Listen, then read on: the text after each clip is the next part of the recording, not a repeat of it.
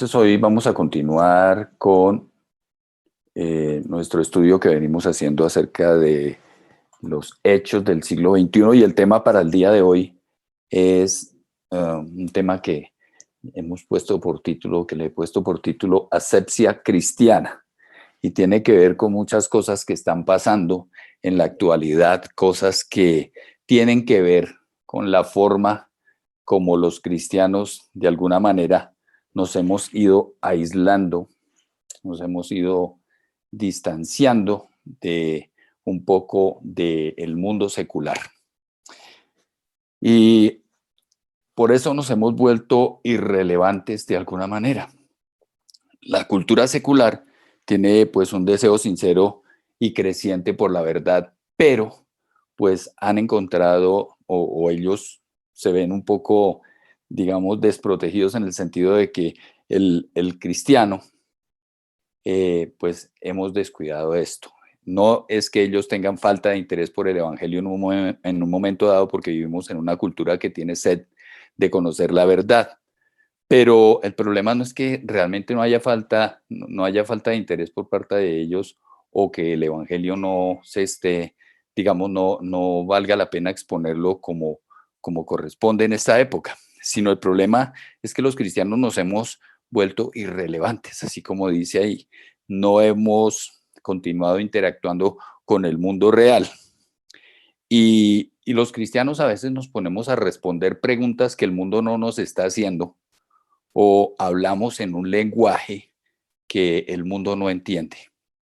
Entonces, hemos dejado de interactuar como corresponde con el mundo real y nos hemos distanciado, nos hemos aislado, nos hemos, digamos que retirado a nuestras propias subculturas religiosas. Nos hemos, digamos, de alguna manera ensimismado dentro de la iglesia. De alguna manera esto constituye una forma de vida monástica que era muy común en la época de la Europa medieval, ¿no? Ustedes recuerdan que en esa época pues existían los monjes y se aislaban para procurar evitar corromperse, y casi que nos hemos convertido en extranjeros en nuestras propias ciudades, en nuestros propios lugares de residencia.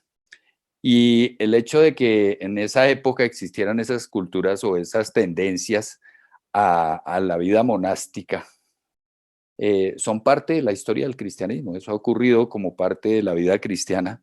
Y hoy en día, pues de alguna manera nosotros también podemos ver que pasa algo similar. Ellos se retiraron por completo y lo que buscaban era eso, permanecer sin corromperse, sin tener ese contacto con el mundo para no afectarse con las cosas que el mundo vive.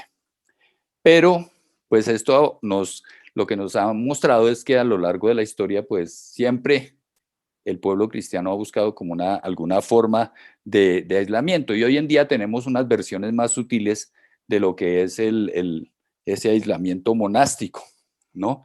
Y por eso a veces nos cuesta trabajo comunicarnos con la cultura secular, con el mundo que está afuera necesitando del Señor. Y nos hemos inventado otras formas de aislacionismo, de vida monástica, ¿no? Y de una manera que es menos manifiesta hoy en día, pero igual sigue siendo parte de ello. Evitamos al mundo, nos hemos vuelto muy asépticos a eso, muy distantes, muy al riesgo de contagiarnos, muy al riesgo de mantener una distancia muy prudente, muy como con una falsa sabiduría, y dejamos de interactuar con el mundo, y casi que entre nosotros mismos el trato viene siendo muy superficial. Entonces, rara vez tenemos con las personas del mundo relaciones significativas. Y esto es muy importante, nos hemos aislado de alguna manera por el miedo. ¿Por qué? Porque hemos justificado nuestro distanciamiento cultural. Por ejemplo, hay un intento muy bien intencionado, pero también equivocado por hacer estas cosas, que es la de crear alternativas cristianas para el entretenimiento popular. Entonces allí estarán los libros, las películas, la música, los conciertos, las campañas que se hacían mucho hasta hace algunos años, y sin darnos cuenta, pues hemos creado una mentalidad impulsada por el miedo. ¿Y el resultado cuál es? Pues que nos hemos distanciado del mundo. Somos una generación que nos hemos distanciado mucho del mundo, pero lo que nosotros tenemos que buscar es tener relaciones auténticas, buenas amistades, aún con las personas del mundo. Entonces, un consejo que cabe aquí es no tengas solamente amigos cristianos, porque eso no es, digamos, lo más sano. Debemos buscar eso, las relaciones significativas. A veces nosotros nos damos cuenta que los cristianos somos como de muy pocas relaciones significativas y mucho menos todavía con los no cristianos. Mantenemos muy distantes de ellos. Estamos rodeados de cristianos en el trabajo, en la escuela, en la universidad, en el vecindario, por todas partes nos rodean, pero no conectamos con ellos, nos mantenemos distantes. Entonces la pregunta en este punto sería, y Señor, ¿a quién has puesto en mi vida que necesite conectarte, que necesite, perdón, conocerte? Entonces, Dios siempre nos va a contestar este tipo de oración.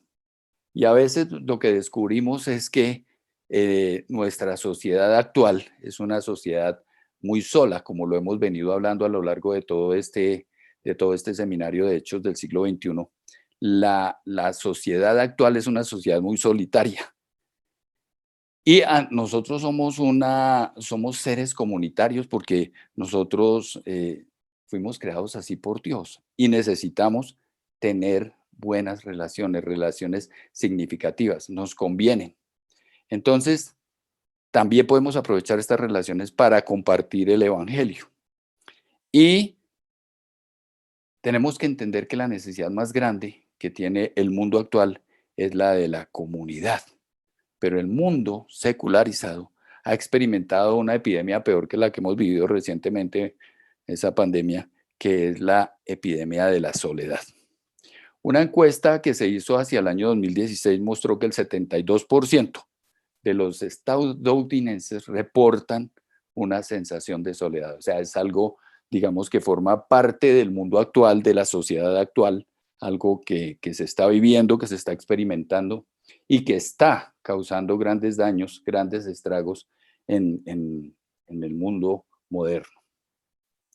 Entonces, tenemos que mirar como cuáles son las causas de esa soledad, pero los estudiosos del tema atribuyen mucho esto a la ruptura de la familia y el auge de las redes. Y aquí entran en juego pues una cantidad de conceptos que son en algunos momentos hasta discutibles, hasta entre los mismos cristianos entramos a cuestionar eso, se ha descuidado mucho el hogar, la mujer por una u otra razón tuvo que salir de su casa, el hombre ha seguido muy desatento de la familia y bueno, esto ha causado pues la sociedad que vemos en el día de hoy sin que entremos a discusiones de si la mujer debe trabajar o no, porque pues eso ya está como mandaba a recoger todo ese tipo de conceptos.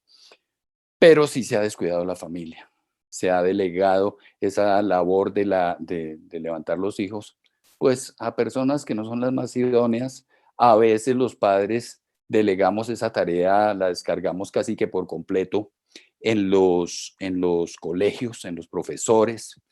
Y este es un tema que yo creo que nosotros debemos entrar a tratar muy pronto. Creo que más adelantico, yo creo que para el próximo periodo vamos a estudiar un poco acerca de esto, de cómo se ha descuidado la enseñanza de la palabra en el hogar. Hoy en día las personas están muy solas y están anhelando relaciones reales, pero no las tienen. Entonces, nosotros en la iglesia nos hemos dedicado a consumir todo lo que espiritualmente producimos. Nuestra producción espiritual casi que la consumimos nosotros mismos y muy poco es lo que se comparte con la cultura secular que tanto lo necesita. Nosotros tenemos que entender que no somos una subcultura del mundo secular, sino que somos una contracultura, es decir, vamos en contra de muchas de las cosas que está planteando el mundo el día de hoy. Yo me asombraba en estos días de escuchar a los grandes periodistas internacionales hablando de cómo consideran que Estados Unidos retrocedió 50 años con la penalización que se hizo del aborto ahora en los Estados Unidos recientemente, la semana pasada. Y ha habido toda la discusión habida y por haber, porque se rasgan las vestiduras, que qué absurdo que la mujer tiene derechos sobre su cuerpo, que no sé qué, como si consideraran un bebé como un tumor o algo así, ¿no? Y dicen que retrocedimos como 50 años, casi que toca retomar las palabras de Billy Graham, que dijo, lástima, queríamos retroceder 2000 años, pero no se pudo. Entonces, hay muchas cosas que hoy en día la sociedad ha tomado como válidas, como útiles, como convenientes, que no son así. Y entonces, nosotros somos una contracultura que vamos a la luz de la palabra y a la luz de la guía del Espíritu Santo en contra de una cantidad de conceptos que el mundo está planteando hoy en día. Entonces nosotros no vamos en la misma dirección que va el mundo en este momento. La escritura nos habla de esto porque lo dijo el Señor Jesucristo, de luz y sal, que ustedes conocen muy bien estos pasajes. Dice, ustedes son la sal de la tierra, pero si la sal se vuelve insípida, ¿cómo recobrará su valor? Ya no sirve para nada, sino para que la gente la deseche y la pisotee. También dice, ustedes son la luz del mundo. Una ciudad en lo alto de una colina no puede esconderse, ni se enciende una lámpara para cubrirla con un cajón. Por el contrario, se pone en la repisa para que alumbre a todos los que están en la casa. Hagan brillar su luz delante de todos para que ellos puedan ver las buenas obras de ustedes y alaben al Padre que está en el cielo. Es decir, que nosotros tenemos un lugar espiritual destacado en este mundo para predicar el Evangelio. Además, tenemos la presencia del Espíritu Santo que nos da esa capacidad de hacerlo. Y Jesús no dijo que seríamos la mayoría en la tierra, sino la sal de la tierra. Y eso es lo que nosotros tenemos que tener claro que nosotros somos. Perdemos la batalla cuando nosotros perdemos el sentido de la misión. Así es como la sal se vuelve insípida, cuando no sabemos para qué estamos alando, hacia qué rumbo vamos. Cuando la sal quiere regresar al salero, se perdió el sentido, la esencia de lo que nosotros tenemos que hacer. Y cuando hay mucha oscuridad es cuando más alumbra la luz y poca sal le cambia el sabor a los alimentos. Entonces, nosotros tenemos una misión y un sentido esencial, y la gran comisión es algo que nos corresponde a todos, no solamente a los pastores o a los evangelistas o a los hombres que se encuentran, hombres y mujeres trabajando en la obra del Señor. Nos corresponde a todos. La gran comisión es para toda la iglesia. Recordemos que el Señor en una ocasión habló claramente, refiriéndose a las relaciones auténticas, y dijo, no es bueno que el hombre esté solo, voy a hacerle una ayuda adecuada. Es decir, antes de que el hombre hubiera caído en pecado, antes de la caída del hombre, ya el Señor mencionó por primera vez algo que no era bueno. Y lo que no es bueno es que el hombre esté solo. Nosotros debemos tener relaciones auténticas porque somos seres relacionales, porque somos hechos a la imagen de Dios. Y por eso es que al descubrir y al entender lo que el Señor ha trazado, podemos entender por qué tenemos hambre de relaciones. No es consecuencia del pecado, ni tampoco es un asunto biológico ni psicológico, sino es un reflejo de haber sido hechos a la imagen de Dios.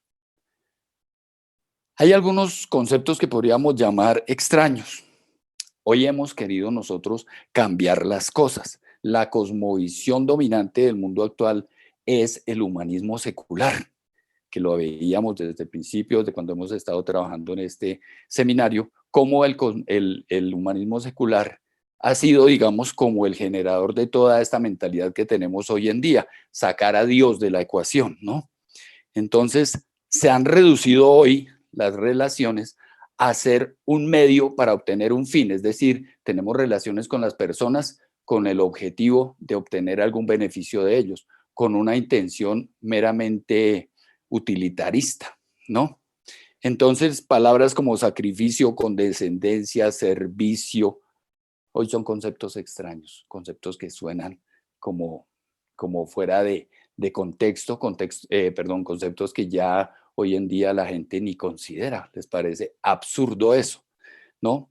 El humanismo secular ha empezado ha imperado, a tomar control de todo esto, y la búsqueda del placer ocupa el lugar más alto digamos, en la escala de intereses de las personas, ¿no? Y esto ha conducido a la soledad, al consumismo desenfrenado, al individualismo, al aislamiento, que finalmente es lo que ha traído como efecto final. Y nosotros miramos causa y efecto, cuál es la razón de esto, por qué ha ocurrido, pues tenemos que entender que la iglesia tampoco ha sido ajena a este fenómeno, los hijos de Dios, y que los factores que han incrementado el problema son esos: las redes sociales, las relaciones virtuales, el bombardeo de entretenimiento, y el resultado pues han sido personas que han sido engañadas y que están solas, ¿no? Que ha traído como consecuencia esa soledad. Y la soledad nos está matando. Hoy en día, el mundo secular y parte de la iglesia también creen que ya no necesitan conexiones reales. Sin embargo, están sufriendo de una inmensa soledad. Y la sociedad está desesperada por relaciones genuinas. Eso es lo que están queriendo. Pero esta cosmovisión que tenemos hoy en día debilita cada vez más las estructuras o los intentos de comunidad. Esto se ha desvirtuado, se ha afectado, y hoy estamos más solos que nunca, y la soledad pues nos está matando. Los estudios, veía yo un autor que decía, hay algunos estudios que demuestran que la soledad equivale a fumar 15 cigarrillos al día, es decir, que la soledad es más peligrosa todavía que la obesidad. Está causando mucho daño. Entonces, estamos más solos que nunca. Entonces, estamos viviendo en un mundo individualizado que tiene muy pocas amistades genuinas, y también estudios han demostrado que el 25% de un grupo de personas que se entrevistaron en Estados Unidos no tenían o no tienen con quién hablar, y no pueden compartir sobre sus problemas, sobre sus tristezas, sobre sus triunfos, sobre sus logros, porque no tienen con quién hablar. Y si se quitaran de este análisis, si se quitaron a las personas de la familia, el porcentaje se duplicaba, o sea, aumentaba un 50%. Es decir, que la soledad está afectando tremendamente al individuo en el mundo moderno. Las buenas noticias es que tenemos esperanza, ¿no? Que hay esperanza porque el Señor, pues para todas estas cosas, ha tenido planteamiento. El Señor es compasivo, y aunque estamos rodeados de personas solitarias a nuestro alrededor, esto es un campo de cultivo, una oportunidad para también acercarnos a ellos, bendecir nuestras vidas con amistades genuinas y bendecir a otros llevándoles también la palabra, es decir, aprovechar todas estas ocasiones también para compartir el evangelio, no utilizarlos, sino más bien aprovechar para también aprovechar el evangelio. La iglesia debe ir tomando conciencia de ello. Nosotros tenemos que ir entendiéndolo cada día más. Y la comunidad genuina y la amistad en este momento son muy atractivas, son muy interesantes para un mundo que se siente solo, que se siente abandonado, que se siente descuidado, que se siente triste. Entonces, el mundo secular, lo que concluyen, digamos, los estudiosos del tema es que el mundo secular está hambriento de relaciones significativas. Otro problema que nosotros tenemos es el del lenguaje, ¿no? El lenguaje relevante, debe ser relevante. Jesús fue relevante porque el Señor era contemporáneo. Él conocía la cultura y la gente de su época y hablaba, sus parábolas las expresaba alrededor de las cosas que habían en ese tiempo. Por eso él hablaba de ovejas, de pastores, de siembras, de semillas, que eran ilustraciones muy consecuentes con la época. Hablaba de formar pescadores de hombres, porque eran ilustraciones que eran consecuentes con lo que se estaba viviendo, correspondían a las vivencias propias de la época. Nosotros en eso tenemos que también ser consecuentes con ellos, ser como contemporáneos, ¿no? Nosotros no podemos seguir hablando de que Jesús es el buen pastor sin que pues lo vayamos a negar, ¿no? Porque estamos hablando de una generación del siglo XXI que está inmersa en la tecnología, está inmersa en la ciencia a veces, en otras formas de pensar, está inmersa en los vicios, está inmersa en la soledad, en el abandono, en las dificultades propias de la actualidad, que eran muy diferentes a las de la época en que el Señor Jesucristo estuvo. Entonces, aunque nosotros hablemos de Jesús como el buen pastor y que es una predicación bien intencionada, no generalmente es la más eficaz. Entonces, tenemos que dejar en la iglesia de utilizar muchas veces un lenguaje eclesial, que nosotros queremos hablarle a la gente con un lenguaje muy, muy cristiano o muy cristianoide, si quiere decir, que a la gente no le cala, les resulta poco convincente y poco atractivo. Y este descuido de hacer un mal uso de un lenguaje muy eclesiástico es costoso, tiene un costo muy alto y el costo es que muchas personas seculares no nos están escuchando porque no entienden lo que les tratamos de comunicar. Cuando nosotros vamos a predicar el evangelio, tenemos que tener en cuenta que vamos a tener de alguna manera un enfrentamiento, una batalla. Las fuerzas del enemigo están allí. La gente podría tomar ocasión en contra nuestra. Por eso el Señor nos dio algunas técnicas de protección, ¿cierto? Dijo, los envío como ovejas en medio de lobos. Por tanto, sean astutos como serpientes y sencillos como palomas. Entonces, aquí uno tendría que pensar, bueno, en la astucia y en la sagacidad. Miren ustedes que el Señor hablaba de astutos y sencillos. Casi que lo contrario de la astucia es la sagacidad. Y la astucia sirve la sagacidad sirve o se utiliza normalmente para sacar ventaja o partido o beneficio de los demás. La astucia es para impedir que le saquen a uno ventaja los demás. Entonces, Dios nos da herramientas, nos da técnicas para evitar también que nosotros podamos ser utilizados y para que también nosotros nos protejamos. El gran, digamos, propósito es llevar el mensaje del Evangelio, pero también establecer relaciones significativas. Tenemos que aprender a mimetizarnos en el mundo, porque si nosotros nos vamos, como dijo el Señor Jesucristo, como ovejas en medio de lobos, pues no vamos a sobrevivir, no vamos a tener mayor oportunidad. ¿Qué oportunidad tiene una oveja frente a un lobo? De esa manera nosotros no vamos a hacer finalmente ni sal, ni luz, ni ninguna cosa, no vamos a lograr nada.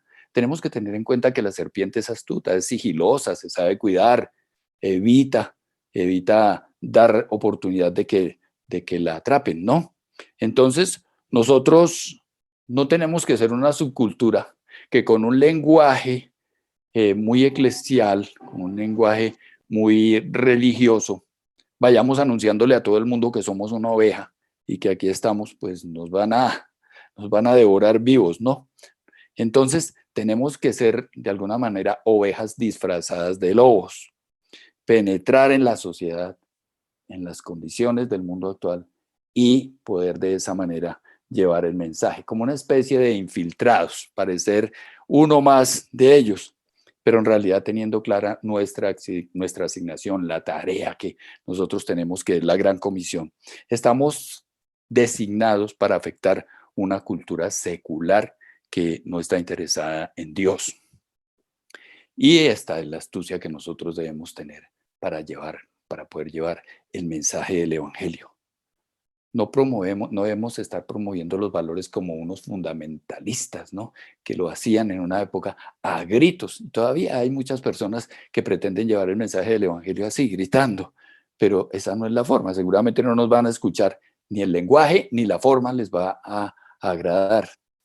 Entonces, las personas que realmente tenemos la intención de predicar el Evangelio, y no estoy hablando de púlpito, no estoy hablando de ser un conferencista internacional, sino hombres y mujeres cristianos con intención de compartir el Evangelio con el vecino, con el amigo, con el compañero del trabajo, con la persona de al lado, etcétera. Tenemos que tener algunas características.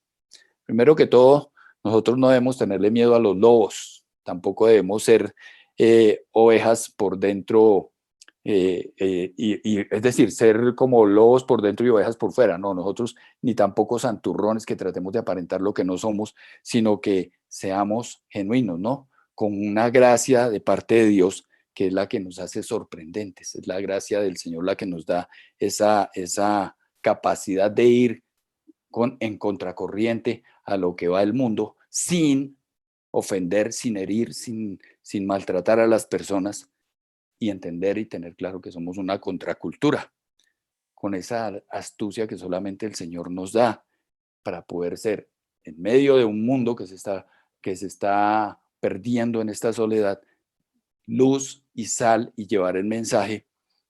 ¿Cómo? Pues hay que ser buenos artistas, o hay que ser buenos ingenieros, o hay que ser buenos médicos, hay que ser buenos políticos, lo que sea, para poder trabajar en el mundo y llevando el mensaje. El Señor será finalmente quien nos da el favor. Ahora, para hacerlo, pues nosotros tenemos que tener en cuenta algunas cosas. Primero que todo, la Biblia no es una fuente de toda la verdad para el no creyente, ¿no? Ojo, porque si no, mejor dicho.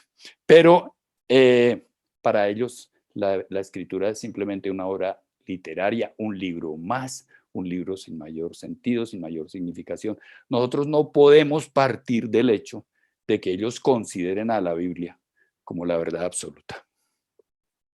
Hay gente que se ha vacunado contra el Evangelio. Tenemos que tener en cuenta que hay gente que se ha vacunado contra el Evangelio.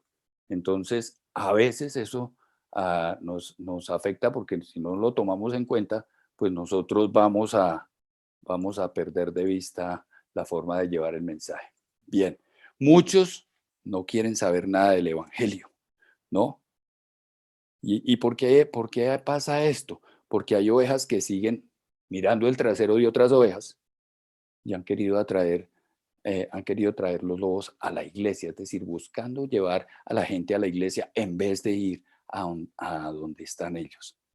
El no creyente no cree ni siquiera que necesita el Evangelio. Las personas necesitan ser valorados. Hay que explicar quién es Dios sin referirse a la Biblia. Es decir, no hay que utilizar ese lenguaje religioso y más bien describir a Dios como un buen padre, porque la mayoría en este mundo han crecido y se han desarrollado en hogares rotos donde no tienen la presencia de la figura paterna, es decir, con padres ausentes. Por eso la promesa del Padre a ellos les interesa mucho. Bien, hay que tratar el problema también del pecado, pero no aconsejan utilizar esta palabra. Más bien hablamos de las cosas malas que hemos hecho, porque es un lenguaje eclesial y porque la palabra pecado es una palabra que al mundo secular le suena condenatoria. Entonces, pues, estas palabras tratamos de evitarlas. Ofrecer la única solución, que es Jesús. Ustedes recuerdan por allá, las 4 leyes son, digamos, un buen parámetro para poder hacerlo, pero tenemos que tener en cuenta el mundo secular al cual nosotros le estamos llegando. Es muy importante que nosotros expliquemos a las personas cómo fue que el Señor nos perdonó y se acercó a nosotros, porque muchas personas creen que si Dios existe, nosotros no le importamos en lo más mínimo. Y la verdad es que la vida del Señor Jesucristo muestra todo lo contrario. Él fue compasivo, Él fue amoroso, Él sanó a los enfermos. Entonces, pues llevar la imagen del Señor Jesucristo a ellos, pues va a ser algo muy importante. Ahora quiero hablar un poquitico acerca de algo que es el efecto pospandemia. Yo le puse así el efecto pospandemia porque a raíz de la pandemia han pasado muchas cosas. La pandemia ha dejado una estela muy grande de cristianos aislados, alejados. Entonces, hoy en día ni siquiera los cristianos van a sus mismos lugares de congregación, ni siquiera van a culto presencialmente porque les da el miedo al contagio, una asepsia enfermiza. No voy a la iglesia porque allá nos contagiamos. Mire, es cierto que el virus todavía no se ha ido por completo, pero nosotros podemos ir, podemos tener precauciones. Hemos estado asistiendo ya hace varios meses, mucho tiempo, y no ha pasado nada. Es decir, nosotros no podemos dejarnos meter ese temor del enemigo, que es que nosotros ahora tenemos que aislarnos y alejarnos y distanciarnos, porque si no vamos a contagiarnos. Y ha habido una actitud enfermiza frente a esto. Tenemos que nosotros, ¿cómo vamos a impactar a un mundo secular si ni siquiera vamos ni a la iglesia? Mucho menos vamos a salir al mundo. Mejor dicho, nos estamos en la camita tapaditos y no salimos a ninguna parte. Una asepsia impropia, y esa asepsia espiritual tiene un costo altísimo, que son vidas que se pierden. ¿Por qué? Por no salir, porque nos metimos en una burbuja, en la burbuja de la protección y del miedo a que va y nos contagiemos, del miedo a que va y si hablamos con el mundo nos pase algo, o el miedo espiritual a que al tener contacto con el mundo nos influencien y se nos dañe nuestra vida santísima, que a veces nosotros tenemos. Nos estamos perdiendo de tener el contacto, el trato y la relación con la gente, y hemos perdido hasta el sentido común, y muchas vidas se están perdiendo sin Cristo. Entonces, de nuevo, nosotros somos la sal de la tierra y somos la luz del mundo. O sea, no debemos escondernos llenos de miedo. Debemos ocupar nuestro lugar visible en el mundo y afectar al mundo secular. No podemos dedicarnos simplemente a consumir todo lo que producimos. Tenemos que ser agentes del cambio que nos hemos disfrazado, no quedarnos dentro del salero. Nuestra ética del trabajo debe demostrar quiénes somos, y debemos ser eso, ovejas disfrazadas de lobos. Entonces, con esto terminamos el tema por ahora. Hoy es la última sesión del Seminario de Hechos del siglo XXI, y hoy tenemos un invitado muy, muy especial que también nos va a compartir su testimonio. Dijo que alistáramos muchos pañuelos, entonces espero que los hayan traído y espero que cumpla y nos haga llorar también. Entonces hoy nos está acompañando Andrés Vargas. Bienvenido, Andrés, y muchas gracias por estar esta noche con nosotros.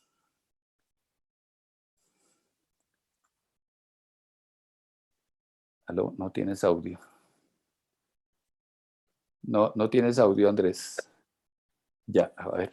Ya me oyen. Ahora sí, ahora sí. Preguntaba que esta reunión de qué es. Esta es una reunión de ¿Alcohólicos Anónimos? De alcohólicos, de religiosos anónimos. Ah, qué bueno. Muchas gracias, José, por cada una de tus enseñanzas. Hoy me conecté tardecito porque hemos tenido mucho trabajo y apenas acabo de terminar. Entonces, pues muchas gracias, y gracias a todos por este tiempo que nos permiten como compartir y que pasemos juntos. Yo creo que son muchas las cosas que Dios ha hecho y que Dios sigue haciendo en nosotros cada día. O sea, me sorprende cómo Dios sigue obrando, Dios sigue haciendo, Dios no se queda quieto y tampoco se queda callado. Quiero referirme a dos eventos específicos y especiales que ocurrieron en mi vida. Ahorita que estabas hablando de la iglesia y que estabas hablando de que la iglesia no es sal para quedarse en un salero, y que la iglesia tiene que de alguna manera también empezar una vez más a ser la iglesia. Yo creo que la iglesia perdió el sentido de lo que es ser iglesia y tal vez se convirtió para muchas personas como en un club social, para otras personas se convirtió como en un lugar en donde crezco en conocimiento, pero no crezco en compromiso de amor. Para otras personas se convirtió en un lugar de refugio también donde me puedo esconder, porque no hay mejor lugar para esconderse de la realidad, de la vida real, como una iglesia. En la iglesia cabemos todos y podemos tener una cara de felicidad. Muchas personas viven sus relaciones a través de un espacio, un lugar, pero no a través de la iglesia. Y cuando hablo de la iglesia, hablo de esa confederación de almas, ¿no? Esa asociación de almas que nos reunimos juntos con una necesidad que es Cristo, con una necesidad de relacionarnos con el Espíritu Santo. Por muchos años yo estuve vinculado a una iglesia, muchísimos años. Yo me hice cristiano en una circunstancia bastante particular. O sea, mi familia se había hecho cristiana hacía mucho tiempo antes que yo, y yo de alguna manera pues no quería aceptar esa realidad de Cristo. Me parecía que no era una verdad, me parecía que era simplemente un engaño, y era como de alguna manera una forma en que las personas evadían sus realidades y sus circunstancias diarias. Pero pues yo venía de una situación muy fuerte en mi casa. Por mucho tiempo experimenté abuso sexual siendo muy niño, desde muy niño, hasta cuando más o menos tenía unos 12 años. En esa época Bogotá no era tan peligrosa, no era tan complicada, y yo tomé la decisión pues de salir del colegio y de irme a la biblioteca Luis Ángel Arango o a la Biblioteca Nacional, a la que estuviera más cerca o la que como que me dieran ganas de ir a terminar de hacer como tareas allá. No quería llegar a la casa porque yo sabía que en la casa iba a experimentar abuso por todas las circunstancias que se vivían allí. Entonces prefería más bien esperar a que llegaran como las 7 de la noche, donde yo sabía que ya había más gente en la casa y que de alguna manera en ese momento sí ya se convertía en un lugar, entre comillas, seguro. Pero en esas circunstancias de estar en la Luis Ángel Arango y en la Nacional, pues empecé a conseguir a vincularme con personas de la izquierda de Colombia, y empecé como a oír esos discursos.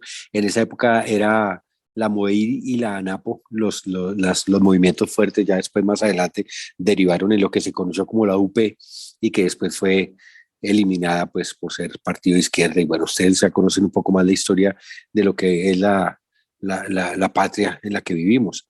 El tema fue que allá me vinculé con unas personas con las que estuve vinculado trabajando en cine, cine documental, con un par de sociólogos también, colombianos. Y pues toda la mentalidad y toda la idea de izquierda tomó mucha fuerza en mi vida hasta que llegué a un momento donde tuve una crisis existencial bastante fuerte, bastante profunda. Y en ese momento pues uno trata de buscar de dónde agarrarse, pero pues no había dónde agarrarse. Mi jefe se muere de un infarto por una situación muy delicada en un trabajo que estaban haciendo, una investigación de campo muy pesada. Era una investigación fuerte, un tema social muy complicado. Y se muere de un infarto. La esposa, mi jefa, decide continuar con las banderas y seguir avanzando en el proyecto, pero yo sí quedé muy rayado. Ella después se fue a hacer una investigación de campo en donde ella tenía que estar 6 meses haciendo la investigación de campo, pero ella regresó a la ciudad al mes de haberse ido y regresó en unas condiciones mentales terribles. Tocó internarla en la clínica Montserrat, duró un mes incomunicada y bajo sedación por el impacto tan fuerte de lo que ella vio y lo que ella vivió. Y después de un mes pudimos entrar a ver en qué podíamos ayudar. Y pues ahí como que todas las ideas y todas las banderas y todo lo que de alguna manera se había convertido como nuestro norte se pierde y quedamos todos desestabilizados. Yo no soy la excepción. Yo termino mirando a ver de qué me agarro, de qué me aferro, porque pues no tenía de dónde agarrarme y todo lo que yo pensaba que le daba sentido a mi vida se fue. En ese momento, pues mi familia se congregaba en grupos de oración porque antes de la constitución del 91 en Colombia eran grupos de oración.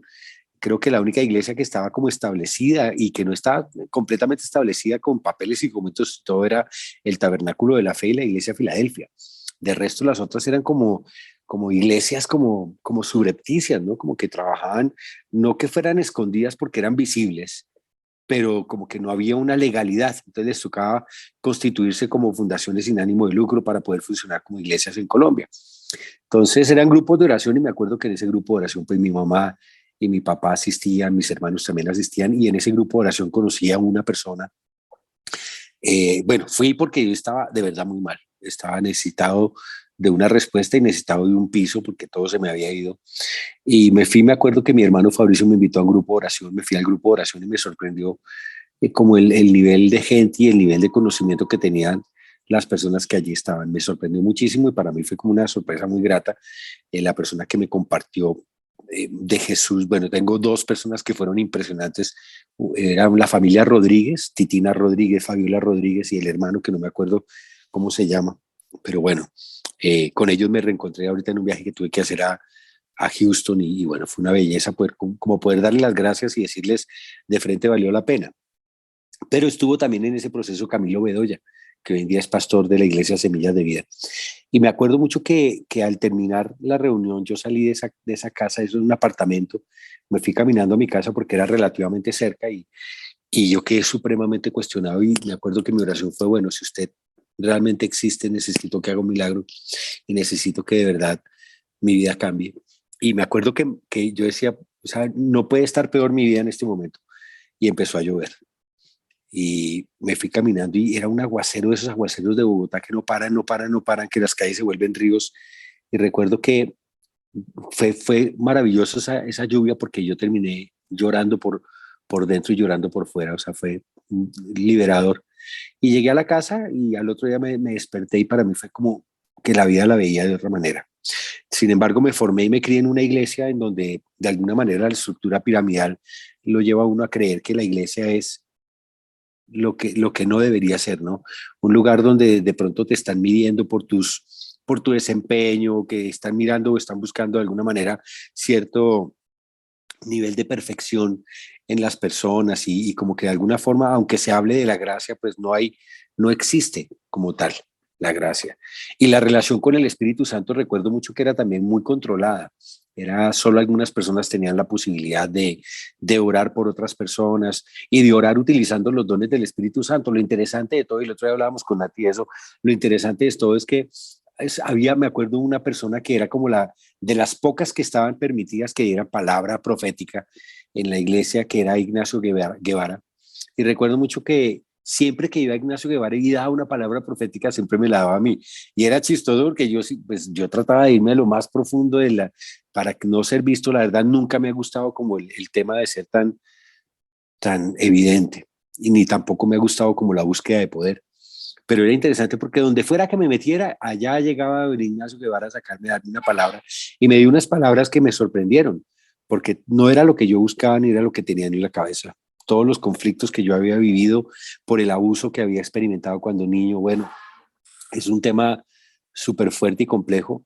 Y bueno, fin de la historia, yo caigo en pecado sexual y pongo mi matrimonio en riesgo. Natalia es una mujer de Dios impresionante que venía orando por mí, por mi circunstancia, por mi situación, por más de un año. Y Dios le da una revelación a ella de la cual a la cual uno no puede negar. Uno tiene que decir, sí, es verdad lo que Dios te ha revelado y te pido perdón y quedas en completa libertad si quieres divorciarte, si quieres irte. Me acuerdo que acabamos de comprar un apartamento y le dije, quédate tú con el apartamento. Estábamos con una deuda grandísima, pero quédate tú y yo miro a ver, busco trabajo, pero pues yo me encargo de cubrir todo lo que se necesite, sobre todo por Martín, porque Martín tenía 2 años y medio. Al final terminamos yéndonos para Houston a buscar procesos de restauración y a mirar qué podríamos hacer con nuestra vida, desorientados, desubicados como una oreja en la frente, perdidos, desconsolados y solos, completamente solos, porque esa fue nuestra realidad. Terminamos solos. Yo me fui de Colombia diciendo mentiras, yo me fui de Colombia eh, diciéndole a la gente que estaba tomando un sabático y que volvería en 6 meses, que bla, bla, bla, pura mentira. Y llegamos allá, yo me acuerdo que me conecté con un pastor bautista desde aquí, desde Colombia, que manejaba temas de restauración relacional, de restauración emocional y de restauración sexual. Y bueno, yo a la voz de bautista, yo me había levantado en una iglesia donde de alguna manera se miraba con recelo tanto al pentecostal como al bautista. Y como que nos levantaron en una iglesia donde nos hicieron creer que éramos la doctrina sana, la sana doctrina y que éramos los únicos que la teníamos, que teníamos la sana doctrina. Entonces, pues claro, uno mira como con sospecha a todo el mundo. Sin embargo, cuando llegué fue impresionante porque este hombre, a pesar de ser bautista, el mover del Espíritu Santo en él era impresionante, era súper fuerte y empezó mi proceso de restauración. Fue un tema duro, difícil, porque es como que te rompen por dentro, pero el Espíritu Santo te empieza a recomponer. Y bueno, conocimos otra faceta de la iglesia, conocimos otra iglesia llena de gracia y verdad, conocimos una iglesia donde nos abrazaron, conocimos una iglesia donde no importa el pecado que hayas cometido, creen en un Dios que puede restaurar lo que sea. Conocimos una iglesia, y no estoy hablando de una iglesia específica, estoy hablando del cuerpo de Cristo, porque todos nuestros procesos de restauración fueron en diferentes iglesias. Estuve involucrado en Leywood, la iglesia que pastorea Joel Austin. Estuve involucrada en una iglesia que se llama The Vineyard. Estuve involucrada en otra iglesia que tiene otro nombre que se llamaba Calvary at the Fountains. Estuve involucrada en otra iglesia, me acuerdo que quedaba en el downtown de Houston, y bueno, fue increíble porque fue darnos cuenta que había una iglesia y que esa iglesia estaba dispuesta a servir, a atender, a ensuciarse si era necesario, que estaba dispuesta a predicar el evangelio, a predicar las buenas noticias, no importaba lo que fuera. Y eso fue increíble para nuestro proceso de restauración porque todas las cosas volvieron a brillar. Dios utilizó cada uno de esos procesos en donde se movía el Espíritu Santo con una libertad bárbara. Yo venía acostumbrado a una iglesia en donde tocaba casi que gritar y todo era muy hiperestésico, muy emotivo, muy emocional. Y llegamos a una iglesia, por ejemplo, cuando estuvimos haciendo un proceso con Nati, que fue una cosa milagrosa. Les cuento más o menos un poco la idea. La persona que nos recibió con sus brazos abiertos fueron 2 personas allá. Uno se llama Alfonso Ortiz y otro se llama Marcos Witt. Y nos abrazaron con todo el amor. Marcos y su esposa Miriam fueron para nosotros de verdad demasiado especiales. Y Marcos nos habló de un proceso que estaban haciendo en una iglesia por allá en el downtown de Houston, en el centro de Houston, y que tocaba presentar unos papeles. Bueno, mandamos los documentos y estábamos esperando a que nos llamaran, y no nos llamaban y no nos llamaban, no nos llamaban, hasta que con Natalia dijimos, bueno, desechados completamente, porque fue una herida muy profunda la que quedó en nosotros como de rechazo y abandono, porque pues fue así, lo que pasó fue eso, nos rechazaron y nos abandonaron. Y faltando un día o 2 días para que empezara, no me acuerdo si eran 2 días o un día que faltaba para que empezara el proceso de restauración, de una manera milagrosa nos llaman a Natalia y dicen, miren, no sabemos qué pasó, pero sus documentos, sus formularios estaban perdidos y hoy, miren, yo estaba sentado en mi escritorio, en mi oficina y hoy aparecieron, están ahí. Es como si alguien los hubiera puesto encima de mi escritorio y me sorprende. Y lo que pasa es que ya no sé si tengamos tiempo, no sé si podamos. Además toca pagar X cantidad de plata porque pues todos esos procesos cuestan una plata. Y fue increíble porque dijimos, no, pues si quieren vamos a la entrevista. Ellos dicen, necesitamos una entrevista con ustedes. Normalmente las entrevistas las hacemos 15 días antes. Si pueden venir ya, pues vengan. Nosotros, uy, yo tengo que trabajar, pero yo apenas salga a trabajo voy para allá, que no sé qué. Nos esperaron. Llegamos a la entrevista y fue increíble porque llegamos y yo no sé si a ustedes les pasa, a los que hablan inglés, pero uno tiene días, por lo menos a mí me pasa, uno tiene días en donde uno amanece bautizado en inglés. O sea, fluye de una manera impresionante, uno entiende todo, uno habla y le fluye perfectamente, mejor dicho, una maravilla. Pero hay días donde uno le hablan y uno es, ¿qué? ¿Qué? O sea, como que uno no entiende. Ese día llegamos, nos sentamos, Natalia en un lado, yo en otro lado, con diferentes personas y la entrevista fluyó como nunca en nuestra vida. Nos dijeron que bueno, tienen un muy buen nivel de inglés, entonces no hay ningún problema. Y nos dicen, y sentimos de Dios hacer una excepción con ustedes porque normalmente en estos procesos no manejamos dos parejas o dos personas al mismo tiempo que sean pareja. Entonces, pero sentimos que hay algo especial de Dios aquí, entonces los vamos a permitir, pero pues les pedimos el favor que durante todo el proceso estén cada uno por su lado, van a quedar en grupos diferentes y bueno, milagro, milagro de Dios. Entramos en ese proceso y era increíble porque empezaba la adoración era con una guitarra, pero eran canciones súper suaves, súper lentas, no eran las canciones que estábamos acostumbrados como de guerra, de pam, pam, pam, pam, pam, pam, pam, porque ahí venía el Espíritu Santo, no eran súper suaves y terminaban de cantar y de pronto se quedaban como en silencio y de pronto alguien se paraba y decía, el Señor tiene una palabra para alguien aquí que le ha pasado y empezaba una palabra profética con una palabra de ciencia, con una palabra de sabiduría, empezaban todos los dones a moverse de una forma increíble que era de verdad, nos atacábamos a llorar, era algo increíble lo que Dios hacía, era algo como que yo no podía creer que el Espíritu Santo se moviera de esa forma tan especial. Y las revelaciones que tenían y las revelaciones que salían y cómo Dios empezaba a mostrar en visiones y empezaba, pero nunca hubo una algarabía, nunca fue pues que brincaba todo el mundo o que todo el mundo estaba orando en lenguas, no, era un mover de Dios en el silbido suave, en el silbido apacible. Sí oraban en lenguas, sí permitían tiempos de fluir del Espíritu Santo y fue de verdad maravilloso. Creo que de las experiencias más lindas de mi vida fue poder estar en ese proceso sintiendo el mover del Espíritu Santo. Los grupos eran completamente heterogéneos, rarísimos. Había personas, tenía un compañero que se había divorciado 8 veces y estaba pasando por su noveno, divorcio número 9. Era un quebranto relacional fuerte. Había otra niña que sentía que cada hombre que se le acercaba iba a agredirla, entonces tenía miedo, pánico, pero eran ataques de pánico que le daban fuertes. Cada uno tenía como una problemática distinta y el mover del Espíritu Santo en cada uno de nosotros era diferente, pero fue muy lindo, fue una cosa, los líderes que estaban ahí, los que estaban facilitando, eran personas con una tranquilidad para ministrar y para permitir al Espíritu Santo moverse y fluir. Y ahí empezó a cambiar nuestra perspectiva de la iglesia, nuestra visión de la iglesia, de lo que debería ser la iglesia o de las funciones que deberían tener la iglesia. Y empezamos a entender que la iglesia debe ser el lugar en donde el Espíritu Santo se mueva con libertad. Por eso es que cuando están en el río yo le digo a las personas, ahorita que vamos a volver a tener compañeros de oración, que estoy emocionado por eso, porque es volver otra vez a hacer iglesia, o sea, de pronto muchas veces las iglesias por todo el tema de la pandemia, como decías tú, y todo el tema de las transmisiones, las iglesias tenemos la tendencia a volvernos como muy profesionales en hacer una transmisión y se nos olvida el tema de ser iglesia. El ser iglesia está en interactuar unos con otros. El gran reto está en aprender a amar al que es difícil de amar y que está en la iglesia. que va a la iglesia. O sea, yo en la cama, ¿con quién peleo? Con la almohada. Pero no tengo interacción con nadie, o sea, yo no me tengo que encontrar con un José Dimas que pronto tuvimos un roce que fue harto, un cruce de ideas que no fue tan chévere, pero igual el domingo nos vemos en la iglesia y el reto de la iglesia es poder abrazar a José Dimas y decirle, aquí estoy, te amo, somos distintos, somos diferentes, pero te amo, escojo amarte, escojo perdonar, escojo avanzar y que José Dimas también pueda decir lo mismo con respecto a mí, pero de los momentos que a mí más me emocionan del río es cuando los compañeros de oración empiezan a orar por las personas y le decimos a la iglesia, si usted siente orar por alguien, vaya y ore. O sea, aquí no se necesita que usted tenga un botón que diga compañero oración aquí en el pecho para poder orar por otra persona, sino que usted también es un instrumento para que el Espíritu Santo fluya, para que se mueva. Y a mí eso me parece tan bonito porque veía yo a papás que iban a orar por sus hijos.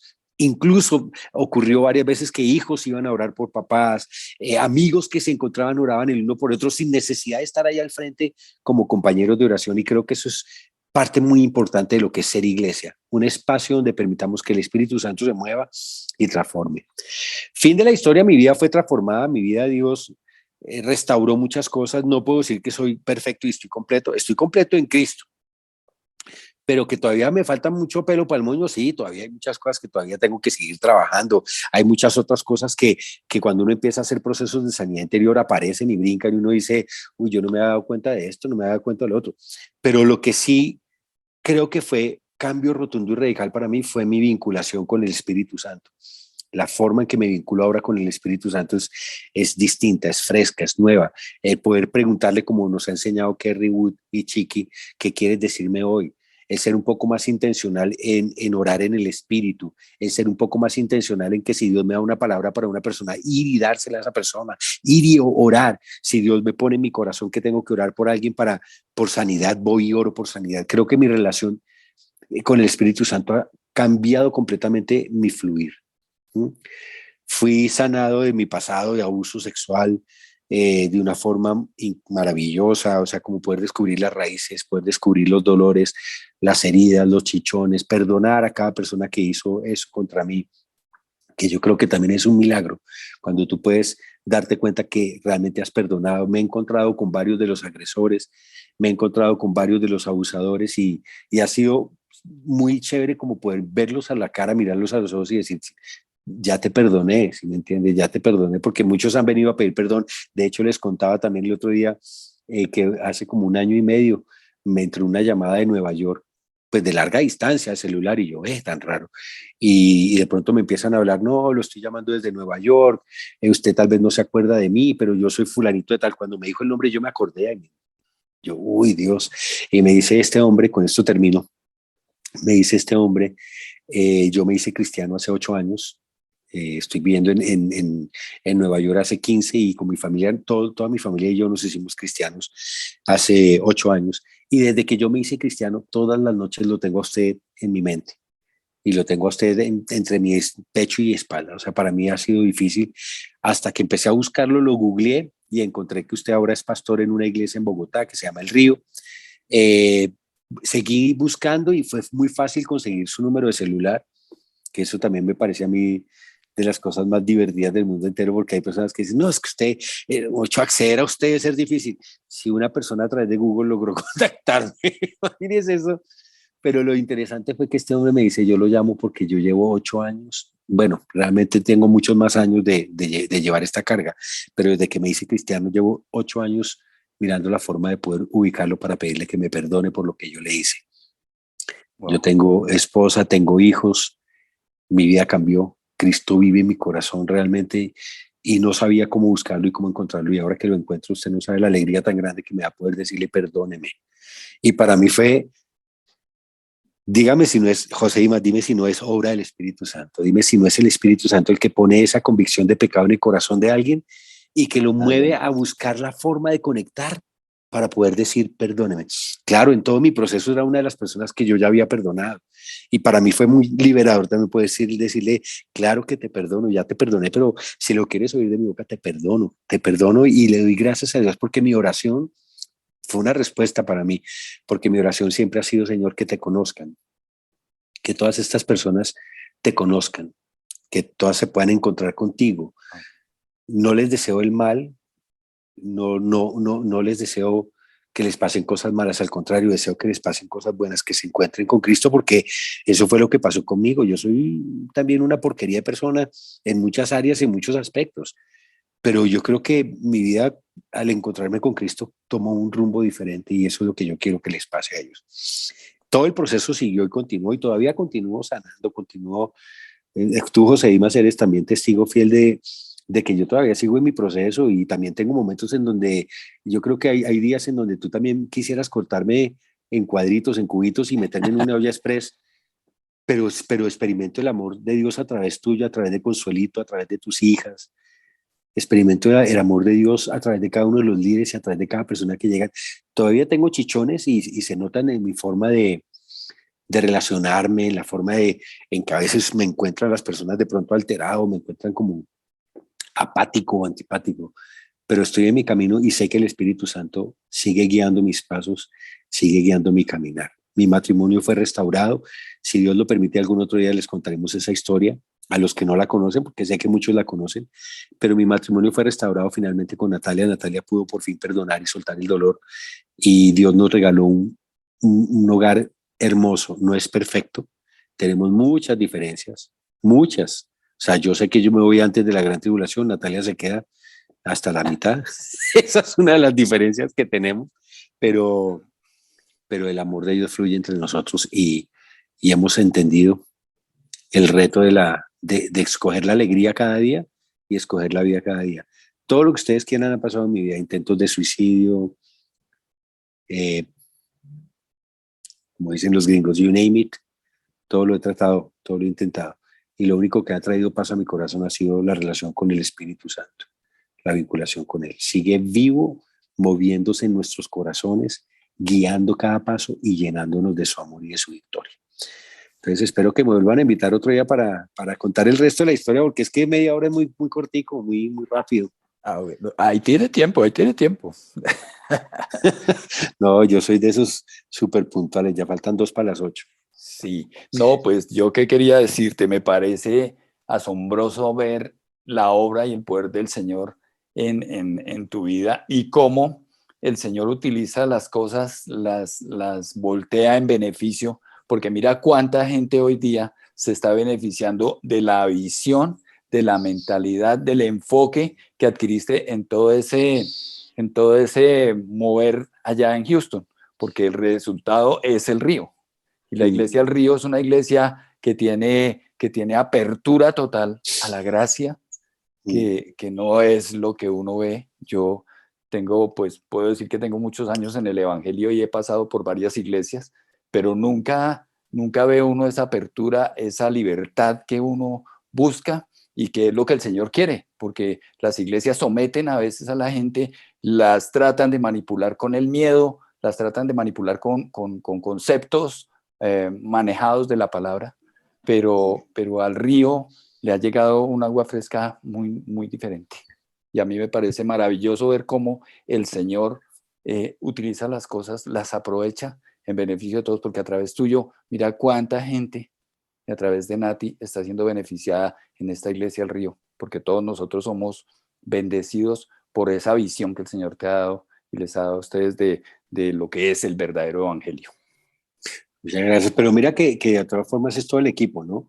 Porque creo que las cosas que yo más disfruto, por ejemplo, cuando tú predicas, que tienes una forma muy particular de compartir el evangelio, tienes una forma muy elegante de compartir la palabra y aparte de eso con mucho sentido del humor.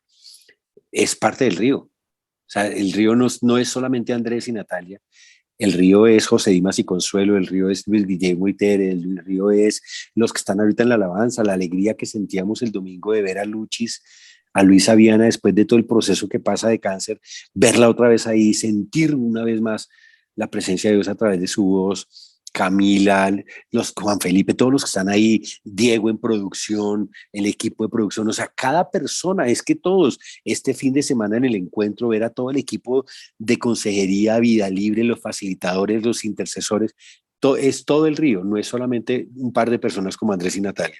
¿Qué Claro es lo que que sí. pasa? Yo creo que el tema es que yo más que Natalia, como que yo ya perdí la pena, ya perdí la vergüenza. Entonces, pues ya En algún momento no fue fácil abrir el río porque pues Natalia decía, yo no quiero. Yo tampoco pensaba que iba a ser para acá, después les contaremos la historia también, pero, pero no fue fácil abrir el río porque todavía la historia, mi historia o nuestra historia, es una historia que también trae mucha vergüenza, ¿no? No es un tema fácil, no es un tema del cual uno, primero yo no me enorgullezco de lo que hice y lo que viví, lo experimenté, mi pecado, como decías tú, hay que llamarlo como es, no es que fue un error, no, fue un pecado, fue un pecado terrible, asqueroso, inmundo, que dañó y rompió a mucha gente. Eh, no es algo de lo que yo me enorgullezca, pero creo que es que el hecho de que Dios me haya dado esa capacidad de tener cuero y de decir, no importa, pues van a decir, siempre van a hablar, de uno siempre van a hablar, siempre van a decir un montón de cosas verdaderas y falsas, y es como aprender a decir, ay, pues me importa lo que Dios dice, lo que las demás personas dicen, pues no es mi derrotero, ni es mi norte, ni es lo que define mi vida. Entonces, como que yo no tengo ya esa vergüenza y esa pena, y por eso está ahí. Pero es también la apertura a que todas las personas que Dios ha puesto ahí se dejen usar por el Espíritu Santo, todos, César, Karen, de verdad, yo miraba el equipo de trabajo de este fin de semana del encuentro, fue increíble. Yo no sé si soy el único que comparte la experiencia con Natalia, decíamos, ha sido de los encuentros en donde hemos sentido un fluir del Espíritu Santo tan tranquilo, en una calma y en una alegría especial, y es toda la gente que está ahí en el río, todos los que compartieron, Cris Díaz, Cris Posada, los compañeros de oración, no es que ¿verdad? Es un equipo tan especial, tan especial, que nunca me hubiera imaginado. Lo que tú dices, nunca me imaginé. Pero mira que hay una canción que dice que de cenizas y tumbas nacen nuevos jardines. Amén. Así es, así es. Sí, sin embargo, yo también creo que la postura, la actitud y el trazo que da el pastor es determinante. O sea, los pastores le pueden poner freno a cosas que el Señor quiere hacer o pueden dar libertad y eso pasa en todas las iglesias. Y eso es verdad. Entonces eso sí es determinante y ha sido muy bueno para nosotros. Que Eso es hayan verdad. sido esta iglesia la haya formado el Señor a través de ustedes, con la visión que les ha dado, con el enfoque que les ha dado, con la proyección y la mentalidad que les ha dado el Señor. Y eso a nosotros nos ha bendecido. Qué bueno, pues me alegra mucho y José Iman, muchas gracias. Y aprovecho para decirte que de verdad de los regalos más grandes que Dios nos ha dado a Natalia y a mí es tenerlos a ustedes cerquita. No solamente a ti y a Consolito, a tu familia entera, que de verdad para nosotros ha sido, con tus hijas hemos reído y hemos llorado. Y hemos pasado momentos muy especiales, hemos compartido algo muy especial. Haberte podido ver, aunque fuera en el aeropuerto en Houston, fue de verdad también una sorpresa grata que con Natalia después decíamos, cuando tú te volviste al aeropuerto y te montaste en el avión, decíamos, Natalia, ¿qué pasó? Esto, supuestamente te iba a sacar unos días ahí, por lo menos un día, y vamos a compartir. Y no, es que me toca volverme, no puedo sino un ratico y chao. Y decíamos, ¿qué pasó? ¿Qué pasó? ¿Por qué? Y mira, Dios nos volvió a unir aquí en Colombia. Pero ese día pasaron cosas que yo no olvidaré. Mm, Sí, sí, preciosas. te pagamos la cuenta del restaurante. Eso tampoco lo puedo olvidar nunca. Bueno, Dios es fiel. muchísimas gracias. Muy amable, Andrés, y gracias por compartir, gracias por abrir tu corazón. Yo sé que tú eres una carta abierta, sin reservas, sin temores. Como dices, si uno es libre cuando realmente se quita todos Mm, esas intenciones de estar aparentando, de estar cuidando su propia imagen, que realmente es lo que más hemos aprendido ahí en el río y que no es lo que importa. Nosotros en la iglesia y en la vida tenemos que aprender a ser lo que somos, porque eso es lo que así es. el Señor nos ha dado. Entonces, muchísimas gracias, gracias por tu tiempo, gracias por compartir y gracias por las cosas de las cuales nosotros hemos sido parte y hemos sido bendecidos. Y gracias al Señor también por todo lo que está haciendo y por lo que va a hacer, porque sé que van a pasar cosas muy chéveres en el río. Amén, amén, así es. Gracias y también. Un abrazo a todos. Que Dios los bendiga.